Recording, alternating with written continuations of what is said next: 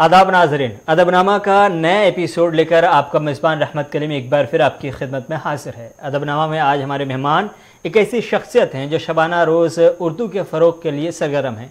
एक ऐसा नाम जिन्होंने कम वक्त में उर्दू की मदद से बहुत कुछ हासिल किया, जिन्होंने उर्दू दुनिया को भी बहुत कुछ दिया है और जिन्हें उर्दू दुनिया ने भी बहुत नवाजा है।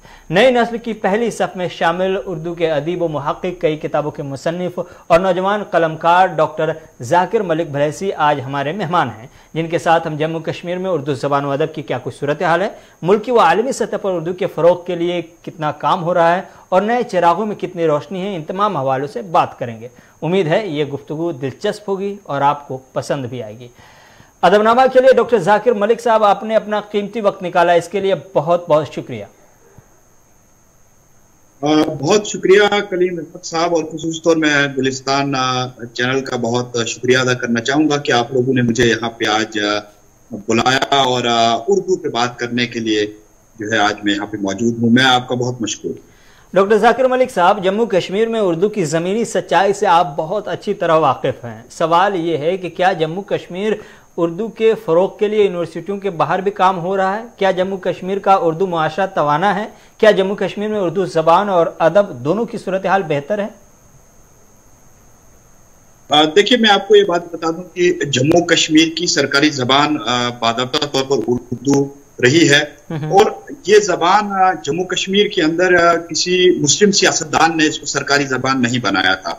यहाँ का जो डोगरा महाराजा था, महाराजा प्रताप सिंह जी, उन्होंने फारसी को तब्दील करके उर्दू को यहाँ पे सरकारी जबान बनाया था, क्योंकि वो जानते थे कि जम्मू कश्मीर के हर कोने के अंदर, हर कोने में उर्दू जानने वाले लोग रहते हैं, उर्दू में कम्युनिकेशन जो करते हैं वो लोग रहते हैं।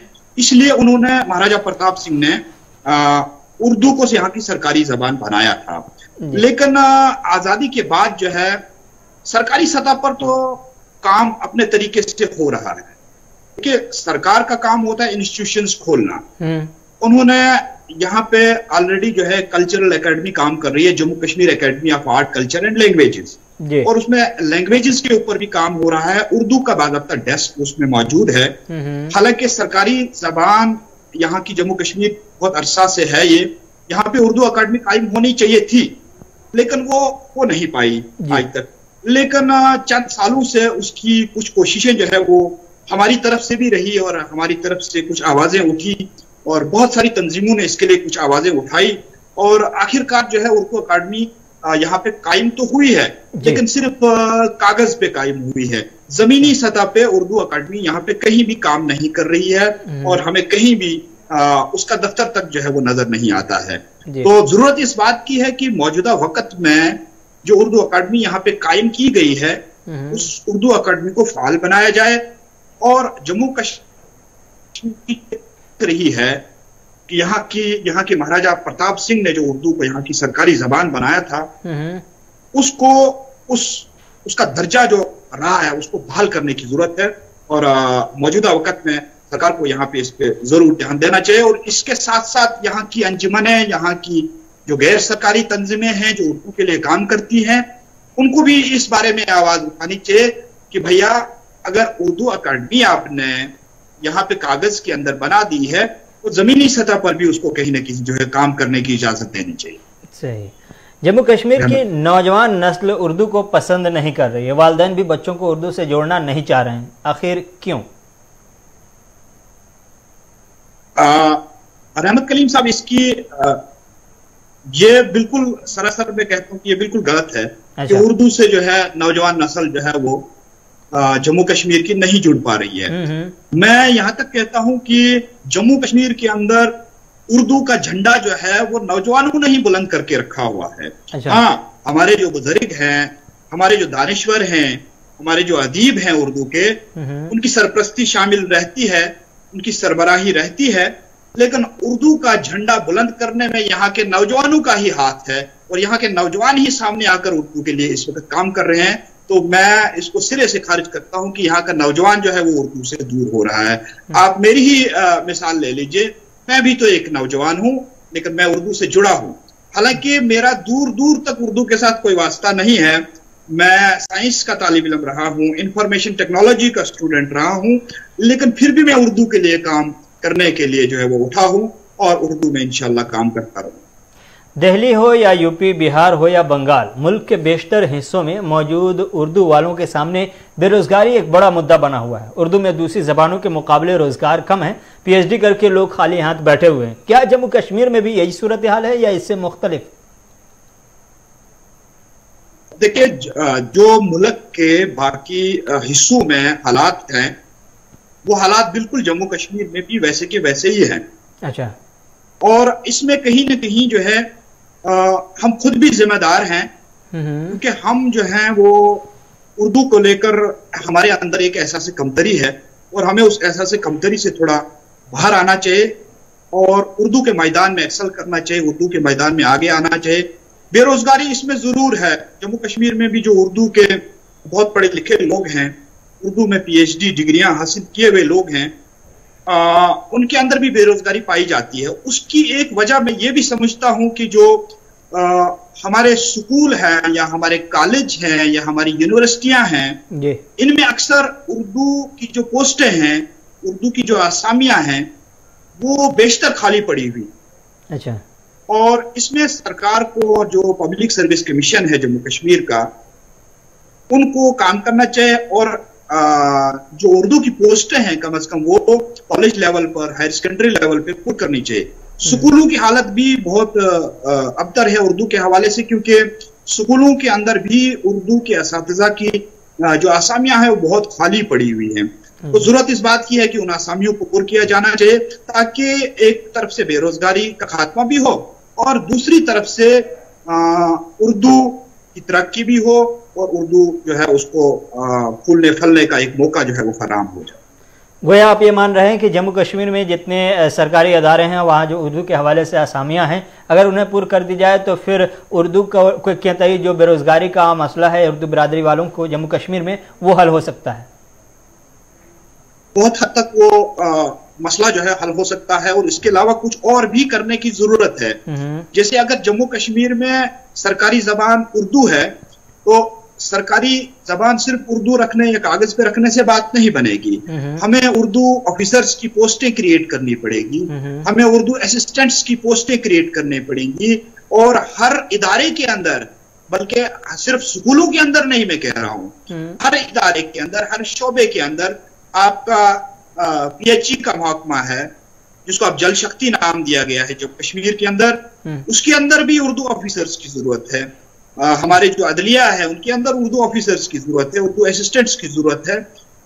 मुझे लगता है कि कुछ नई आसामियां जो है वो क्रिएट करने की जरूरत है ताकि एक तरफ से हम बेरोजगारी को भी एड्रेस कर पाएं और दूसरी तरफ से उर्दू का फरोग भी। उर्दू की नई नस्ल के सामने इस वक्त क्या कुछ चैलेंजेस हैं? अपने हल्के में जब हम उम्रों के साथ आप बैठते होंगे तब उर्दू वाले किस मसले को अपने लिए सबसे बड़ा चैलेंज मान रहे हैं?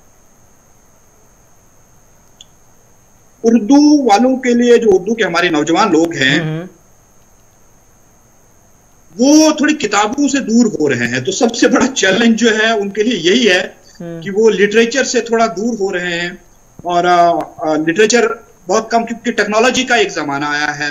लोग जो है अपने मोबाइल पे सब कुछ पढ़ लेते हैं, हालांकि इससे बहुत फायदे हैं, बहुत फायदे भी हैं, लेकिन एक नुकसान हमारे नौजवानों के अंदर इस वक्त ये हो रहा है कि जो सोशल मीडिया के अंदर आता है, जो इंटरनेट के ऊपर आता है, वो सेंसर्ड नहीं होता है जी, उसका मयार भी उतना बेहतर नहीं होता है, वो किताबों से दूर है, सब कुछ गूगल के अंदर ढूंढना चाहते हैं, लेकिन गूगल बाबा कभी कभी जो है कुछ गलत इंफॉर्मेशन भी देता है जी, और हम उस इंफॉर्मेशन को सही समझना शुरू करते हैं। तो मुझे लगता है कि जो नौजवान नस्ल है उनके सामने ये एक बड़ा चैलेंज है कि गूगल को भी सर्च करें, गूगल की तरफ भी जाएं, लेकिन कुछ फैक्ट्स जो गूगल पे हैं उनको किताबों से क्रॉस चेक करने की जरूरत है, किताबें पढ़ने की जरूरत है, लिटरेचर पढ़ने की जरूरत है। ये मुझे लगता है कि नौजवानों के सामने एक बड़ा चैलेंज है मौजूदा दौर जी। जम्मू कश्मीर में उर्दू वालों के सामने उर्दू वाले की उर्दू बिरादरी से और खास तौर से सरकार से क्या कुछ मुतालबात हैं?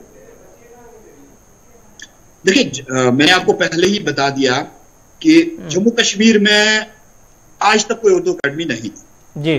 और हमारा सबसे बड़ा जो नौजवानों का मुतालबा है वो यही है कि यहाँ की जो उर्दू अकेडमी है उसको जमीन पर उतारा जाए, उसको कुछ कामकाज दिया जाए।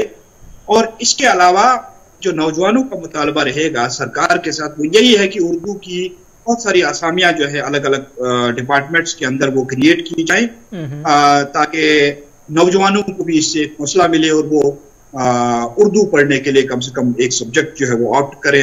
उन्हें लगेगा कि हमारे लिए कुछ हो रहा है, उर्दू के लिए कुछ हो रहा है, तो इस फील्ड में वो भी आगे आने की कोशिश करें। जम्मू कश्मीर की सरकारी ज़बान अब तक के उर्दू रही है। गुज़श्ता साल सरकार ने 4 और ज़बानों को जोड़ दिया है, लेकिन जम्मू कश्मीर की उर्दू बिरादरी पूरी तरह से खामोश है। क्यों ऐसा? क्या इससे उर्दू का फ़ायदा हो रहा है, नुकसान हो रहा है, या कोई असर नहीं पड़ रहा? देखिए, मैं आपको बता दूं कि जब ये खालिस उर्दू ही सरकारी ज़बान थी जम्मू कश्मीर में, तब भी हमारे वो दानिश्वर जिनको आप दानिश्वर बोल रहे हैं तब भी वो खामोश थे। तब उन्होंने उर्दू की तरक्की और तरवीज के हवाले से कोई ऐसा कारनामा अंजाम नहीं दिया जो उनको देना चाहिए था। अच्छा। और आज भी वो खामोश है, तो कोई ज्यादा फर्क नहीं पड़ा। तब भी उर्दू के साथ वैसा ही सलूक हो रहा था जब उर्दू यहाँ की सरकारी जबान थी। अब 4 और जबानों को जोड़ा गया है तो अब भी वही सलूक हो रहा है, तो कोई खास फर्क नहीं आया है। इसलिए शायद उन्होंने खामोशी इख्तियार की होगी।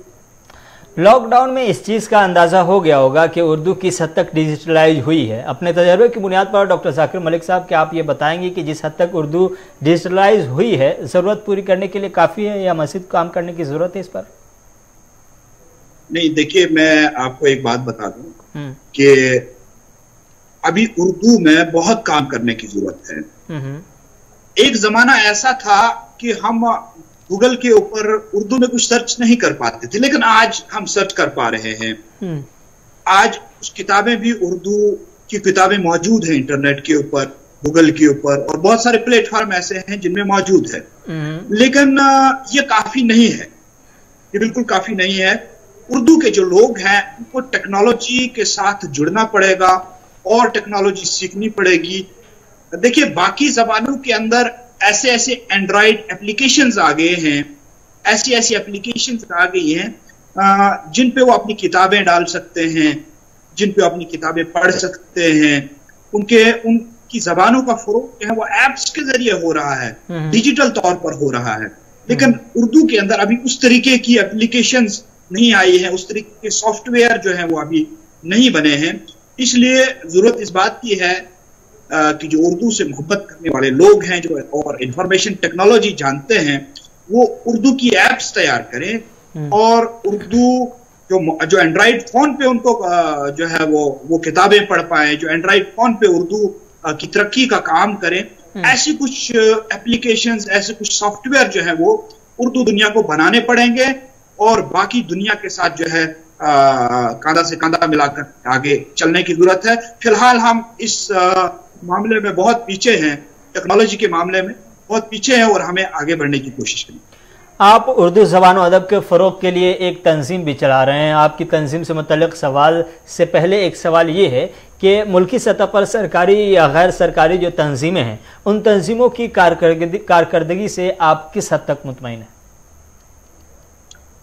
देखिए, जो हिंदुस्तान में जो तंजीमें काम कर रही हैं उर्दू के हवाले से, जितने उनके पास रिसोर्सेज होते हैं उस हिसाब से वो बहुत बेहतरीन काम करते हैं। अब रिसोर्सेज उनके पास नहीं होते हैं। जो एनजीओज होती हैं हमारी, जो रजिस्टर्ड एनजीओज होती हैं, उनके पास भी उतने रिसोर्सेज होते नहीं है कि वो बड़े पैमाने पर जो है प्रोग्राम करें और बड़े पैमाने पर काम करें। लेकिन जितने रिसोर्सेज उनके पास है, जितने वसाइल उनके पास है, उस हिसाब से अपना अपना हिस्सा तमाम जितने भी ऑर्गेनाइजेशंस हैं, जितनी तंजीमें हैं उर्दू की, वो बराबर डाल रही हैं। कम से कम न करने से कुछ करना बेहतर है। अगर कोई आदमी कुछ नहीं कर रहा है तो भाई कुछ नहीं कर रहा है, कम से कम कुछ लोग जो काम कर रहे हैं तो हमें उनकी सराहना करनी चाहिए, हमें उनको एनकरेज करना चाहिए कि भैया कुछ न करने से कुछ तो कर रहे हैं।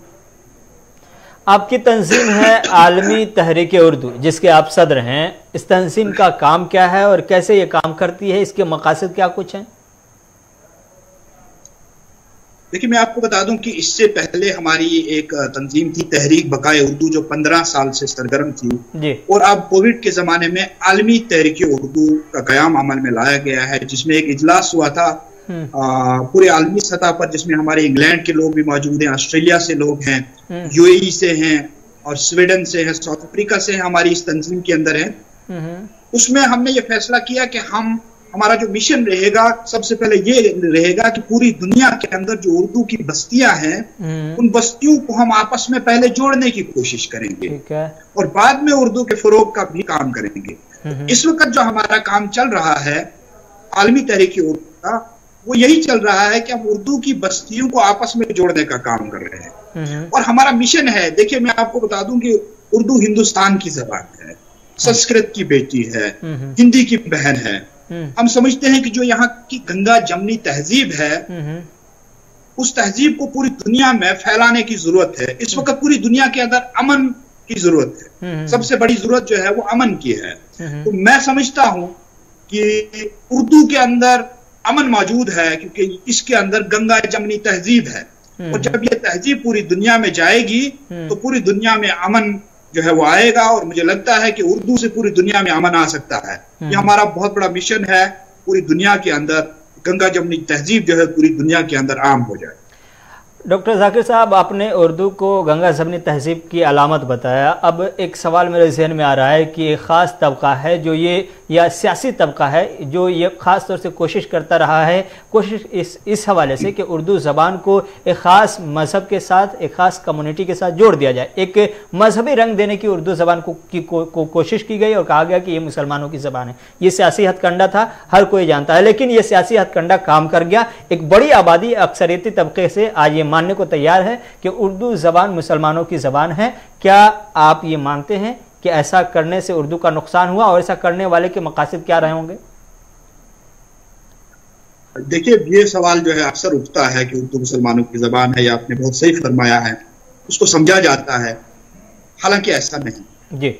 जो लोग ये सवाल उठाते हैं कि उर्दू मुसलमानों की ज़बान है, उनको मैं वापस एक सवाल पूछना चाहता हूं कि अगर उर्दू मुसलमानों की ज़बान है तो इसमें जगन्नाथ आजाद पैदा नहीं होते जी। अगर उर्दू मुसलमानों की ज़बान है तो इसमें चकबस्त नहीं लिखते।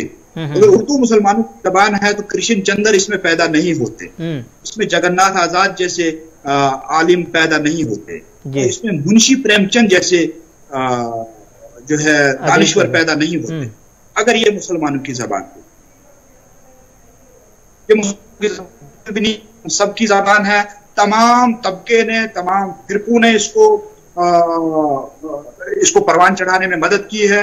हिंदुस्तान की हमारी अपनी ज़बान है। देखिए, एक बात तो जायज है, एक बात जायज है कि मुसलमान जो राजा महाराजा रहे हैं, जो मुसलमानों की सरकार यहाँ पे रही है, उनकी सरपरस्ती उर्दू को जरूर हासिल रही है, उनकी सरपरस्ती, और उनकी सरपरस्ती में उर्दू जो है वो सरकारी सरपरस्ती में जरूर पनपी है, इससे हम इनकार नहीं करते। लेकिन मैं आपको एक चीज बताना चाहता हूं कि देखिए, हर वो चीज जो मुसलमानों ने अगर उसको फरोग दिया है, उसको सिर्फ हम मुसलमान कहकर चाहे उससे दूर नहीं हो सकते जी। अब मुस्लिम आर्किटेक्चर जो है, इस्लामिक आर्किटेक्चर आया, उन्हीं सियासतदानों ने, उन्हीं सरकारों ने यहाँ पे लाया। अब हम कहेंगे कि भाई हम लाल किला नहीं जाएंगे क्योंकि मुसलमानों ने बनाया है, हम बोलेंगे हम ताजमहल नहीं देखना चाहते हैं क्योंकि मुसलमानों ने बनाया है, हम बोलेंगे कि जामिया मस्जिद में हम जो है नहीं जाना चाहते, हम नहीं देखना चाहते हैं क्योंकि मुसलमानों ने बनाई है। हालांकि आपको मैं बता दूं कि जामिया मस्जिद के अंदर आधी आबादी जो है अंग्रेजों की घुसी रहती है 24 घंटे। तो भाई, जब वहां कोई आप ऐसा काम नहीं कर रहे हैं कि जो चीज मुसलमानों ने बनाई है उसके आप बिल्कुल नजदीक जाते हैं, उसको देखते भी हैं, जहां पे उर्दू अगर मुसलमानों ने उसको सरपरस्ती दी है, उसको फरोग दिया है, तो इसको मुसलमानों का ठप्पा लगाना जो है, मुझे लगता है कि ये बिल्कुल जायज बात नहीं है। मैं यहाँ पे एक चीज जो है वो जरूर चाहूंगा कि सिर्फ मुसलमानों की जबान इसको नहीं समझा जाता है जी। अब जो है नया एक ये आ गया मार्केट में कि भाई ये तो पाकिस्तानियों की जबान जी। मैं आपको ये कहना चाहता हूं, मैं उनको ये कहना चाहता हूं कि पाकिस्तान 72 साल पहले बना है और हिंदुस्तान में ये जबान उससे 1000 साल पहले राइज थी। उससे 1000 साल पहले यहाँ के लोग जो है उसको पढ़ते थे और यहीं के लोगों ने इसको जो है वो परवान चढ़ाया, यहीं के लोगों ने प्यार किया और आज भी पूरी दुनिया के अंदर जो है उर्दू के लोग मौजूद हैं, इसको प्यार दे रहे हैं। तो ये अगर उन लोगों ने उर्दू को सरकारी जबान बनाया है पाकिस्तान ने, तो इस पे हमें को फख्र करने वाली बात है। ये तो फख्र करने वाली बात है कि हिंदुस्तान की हमारी जबान, संस्कृत की हमारी बेटी, हिंदी की हमारी बहन को पाकिस्तान ने सरकारी जबान बनाया है। ये बहुत फख्र की बात है, हमें इस पे फख्र करना चाहिए। हम तो चाहते हैं कि पाकिस्तान के अलावा अमेरिका भी इसको सरकारी जबान बनाए, हम तो चाहते हैं कि फ्रांस भी इसको सरकारी जबान बनाए, हम तो चाहते हैं कि सऊदी अरब भी इसको सरकारी जबान बनाए। तो भैया ये तो फख्र वाली बात हो गई। इसमें ये कौन सी बात हो गई कि ये पाकिस्तान की सरकारी जबान है? भाई इसमें हमको हिंदुस्तान के लोगों को फख्र महसूस करना चाहिए कि हमारी अपनी जबान को गैर मुल्की लोग जो है वो अपनी सरकारी जबान बना रहे। जी। डॉक्टर जाकिर मलिक साहब, आपकी 3 किताबें मंजर-ए-आम पर आई हैं, सुना है कि मज़ीद 3 किताबें मंजर-ए-आम पर आने वाली हैं। ये किस किस्म की किताबें होंगी, क्या कुछ मौज़ूआत होंगे? इन तीनों किताबों के बारे में अगर कुछ बता पाएं। पहले तो मैं ये बताऊंगा कि मेरी जो एक किताब आई है उसके बारे में बताऊंगा कि दानिश का मेरी एक किताब आई है जो तालीम के हवाले से है कि तालीम इस रीजन के अंदर कैसे आई, कैसे पनपी, किन लोगों का इसमें हाथ रहा, कैसे कैसे सरकारी सरपरस्ती तालीम को रही और आज जो है वो किस लेवल पे है। इस वाली किताब को जो दानिश का है, इस किताब को एशियन एजुकेशन अवार्ड भी मिला है क्योंकि ये बेसिक रिसर्च का काम था जो मिला है। जी। जो आने वाली मेरी किताब है, आपने आने वाली किताबों के बारे में मुझे बताया है, तो इस वक्त जो है मेरी एक रिसर्च चल रही है कि जो मुसलमान साइंसदान रहे हैं पूरी दुनिया के अंदर, उन मुसलमान साइंसदानों ने कौन कौन सी इजादात की हैं, उनका क्या कंट्रीब्यूशन रहा है साइंस के अंदर, फिजिक्स के अंदर, केमिस्ट्री के अंदर, जियोमेट्री के अंदर, एस्ट्रोनॉमी के अंदर, मेडिसिन के अंदर, तमाम शोबों के अंदर मुसलमान जो साइंसदान रहे हैं उनका क्या कंट्रीब्यूशन रहा है। और भैया 1000 साल से अब वजह क्या है कि हम सिर्फ एपीजे अब्दुल कलाम को पैदा कर रहे हैं, अब हमारे पास साइंसदान पैदा नहीं हो रहे हैं। तो क्या वजूहात हैं, उन वजूहात को भी मैं उसमें डिस्कस करूंगा और साथ में जो इजादात हैं जिनसे लोग टोटल नावाकिफ हैं, लोगों को यह मालूम नहीं है कि अगर एस्ट्रोनॉमी की इजाद हुई है, आसमान के ऊपर अगर तारे नजर आने की बात हुई है, वो किसने इजाद किया है? एस्ट्रोनॉमी किसने इजाद की? मेडिसिन किसने इजाद किया? जो आप अलजबरा पढ़ते हैं, वो अलजबरा एक अरबी लफ्ज है, उन्हीं के नाम पे उसको जो है पता नहीं है लोगों को कि ये किन लोगों ने इजाद किया। तो हमने उन लोगों को भुला दिया है, हमें उन लोगों को याद करना चाहिए और उनसे एक हौसला लेना चाहिए कि हमें साइंस के मैदान को पकड़ना चाहिए और साइंस के मैदान में वैसे ही तरक्की करनी चाहिए जैसे इन लोगों ने की थी और अपना नाम बनाया था। मैं समझता हूं कि मौजूदा दौर में इसकी बहुत जरूरत है, मुसलमानों के अंदर जो साइंसी रुझान है उस रुझान को पैदा करना, और ये किताब जो है थोड़ी बहुत ही उसमें मददगार साबित हुई। दूसरी एक किताब पर मेरा काम चल रहा है, वो मीरास नाम से एक किताब आएगी, वो मेरे अपने इलाके की एक तारीख है। अच्छा। वहां का स्पोर्ट्स कैसा है, वहां का कल्चर क्या है, वहां का सोशल स्ट्रक्चर क्या है, उस पे बात की है। और एक और किताब जो है वो मैं अभी शुरू नहीं की है लेकिन इंशाल्लाह मैं उसको शुरू करने वाला हूँ, वो भी तालीम के हवाले से ही है।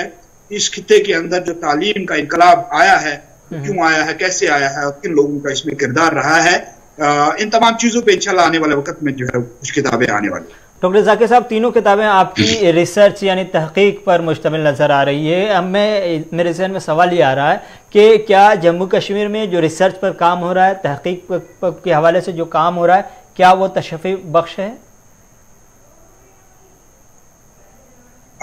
देखिए, अभी तो जम्मू कश्मीर में बेसिकली हालात जो है नामुसाइद हालात हमेशा रहे हैं। उसमें हमेशा जो रिसर्चर्स हैं हमारी, उनको भी बहुत परेशानियां आई हैं। जी। देखिए, हम रिसर्च के लिए अगर बाहर निकलना होता है, हमें लोगों से मिलना भी होता है, हमें कुछ लिखना भी होता है, हमें इंटरनेट की भी जरूरत पड़ती है, तो कहीं न कहीं हमारा इंटरनेट भी कभी कभी बंद रहता है, हमारे यहाँ कभी कभी गोली भी चलती है, हमारे यहाँ कर्फ्यू भी होता है, हमारे यहाँ लॉकडाउन भी हो जाता है, तो कहीं न कहीं इन सारी चीजों से रिसर्च जो है वो मुतासिर होती है। और बाकी जगहों की तरह यहाँ भी इन चीजों से जो है वो रिसर्च काफी मुतासिर रही है। लेकिन जो भी लोग रिसर्च कर रहे हैं वो बहुत बेहतरीन तरीके से इस वक्त रिसर्च कर रहे हैं, और जितना टाइम उनको मिलता है और जितने वसाइल उनको मिलते हैं उसी वसाइल का गुजारा करके वो रिसर्च का काम कर रहे हैं और बहुत बेहतरीन तरीके से कर रहे हैं। मैं उन्हें मुबारकबाद पेश करूंगा कि इस माहौल के अंदर भी वो रिसर्च का काम कर रहे हैं। डॉक्टर साहब, वक्त की किल्लत है, इसलिए आखिरी सवाल आपसे लेना चाहेंगे कि आलमी सतह पर जो उर्दू ज़बान व अदब की सूरत हाल है और जो नई बस्तियों के आबाद होने का दावा किया जा रहा है, इस पर आप क्या सोचते हैं, क्या राय है आपकी? बहुत बहुत अहम सवाल है। और देखिए, मैं आपको इस सवाल का जवाब देने से पहले ये एक चीज बताऊंगा कि एक जमाना वो भी था जी कि जब उर्दू का नाम लिया जाता था तो लोग सोचते थे कि हिंदुस्तान और पाकिस्तान में लोग उर्दू बोलते हैं बस, और बस इन्हीं दो मुल्कों में उर्दू है और कहीं भी नहीं है। बल्कि रिसर्च भी इस पे बाकायदा 50 साल 60 साल पहले हुई, उसमें यह बताया गया कि एशिया के जो है चंद ममालिक हैं जिनमें उर्दू बोली जाती है, उर्दू सुनी जाती है, उर्दू लिखी जाती है। लेकिन मौजूदा दौर में जहां तक मैंने पढ़ा है, आज सूरत हाल ये है कि कम से कम 36 के करीब ऐसे ममालिक हैं पूरी दुनिया के अंदर जिनमें उर्दू बहुत बेहतरीन तरीके से पढ़ी जाती है, बहुत बेहतरीन तरीके से लिखी जाती है, सुनी जाती है, बोली जाती है। उन्हीं अंग्रेजों के मुल्क में, जिन अंग्रेजों ने हिंदुस्तान पे हुकूमत की है, उन्हीं के मुल्क में बरतानिया के अंदर उर्दू बोलने वालों की तादाद हर रोज बढ़ रही है। और वहां कई ऐसे उर्दू अकादमियां कायम हुई है, कई ऐसे उर्दू इदारे कायम हुए हैं जो उर्दू की नशोनुमा और उर्दू की तरक्की व तरवीज का बहुत अहम काम कर रहे हैं। तो यह खुशी की बात है कि पूरी दुनिया के अंदर जो है वो उर्दू बहुत तेजी के साथ चल रही है। मैं आपको ये भी बता दूं कि देखिए, इस वक्त अक़वाम मुत्तहिदा है, यूनाइटेड नेशन है, तो यूनाइटेड नेशन में जो जबानें वहां की सरकारी जबानें हैं वो सबको मालूम है, आपको भी मालूम है कि 6 जबानें हैं, जिनमें चाइनीज है, रशियन है, अरेबिक है, फ्रेंच है, स्पेनिश है। ये जबानें वहां की सरकारी जबानें हैं। लेकिन पहली बार ऐसा हुआ कि जो यूनाइटेड नेशन का सेक्रेटरी जनरल है, उसकी तकरीर का ट्रांसलेशन पहली बार यूनाइटेड नेशन में उर्दू में किया गया। क्यों किया गया, क्या जरूरत पड़ी उनको करने की?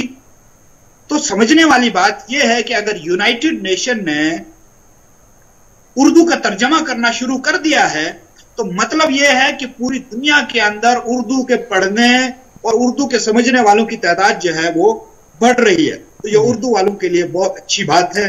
बहुत हमें जो है इस पे फख्र करना चाहिए कि उर्दू जो है पूरी दुनिया के अंदर फैल रही है। जी, डॉक्टर जाकिर मलिक भलैसी साहब, आपका बहुत बहुत शुक्रिया मेरे तमाम सवालों का जवाब देने के लिए। आपने जम्मू कश्मीर में उर्दू ज़बान व अदब की जो सूरत हाल है उससे पर्दा उठाने की कोशिश की, नई नस्ल के सामने क्या कुछ चैलेंजेस है इसको दुनिया के सामने पेश करने की कोशिश की है। उम्मीद है कि आपकी बातें उर्दू बिरादरी को बेदार करने का काम करेंगी और इस तरह उर्दू का कुछ भला हो सकेगा। इसी उम्मीद के साथ इस हफ्ते का अदबनामा यहीं पर ख़त्म हुआ चाहता है। रहमत कलीम को दीजिए इजाज़त। खुदा हाफिज़।